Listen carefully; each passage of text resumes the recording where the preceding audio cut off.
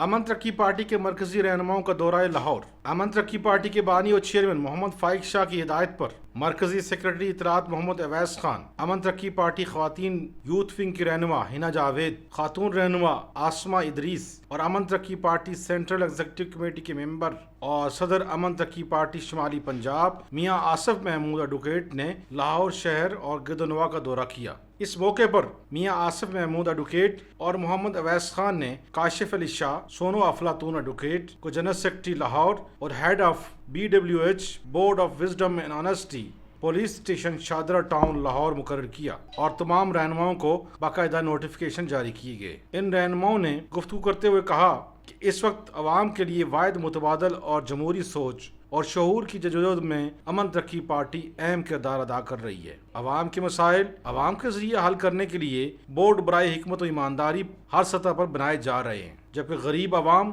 और इंसाफ से महरूम तबकात को कानूनी मावनत और इंसानी हकूक़ की बहाली के लिए अमली इक़दाम किए जा रहे हैं। उन्होंने कहा कि बल्दियाती इंतखाबात में अमन तरक्की पार्टी बड़ी जमातों को सरप्राइज देगी। इन रहनुमाओं ने अमन तरक्की पार्टी के चेयरमैन मोहम्मद फाइक शाह की तरफ से नए शामिल होने वाले अफराद को खराज तहसीन पेश किया।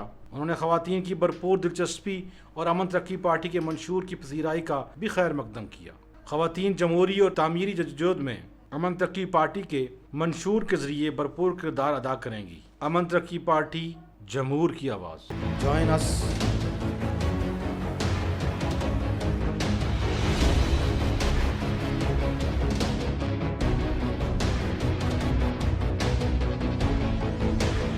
अमन तरक्की पार्टी।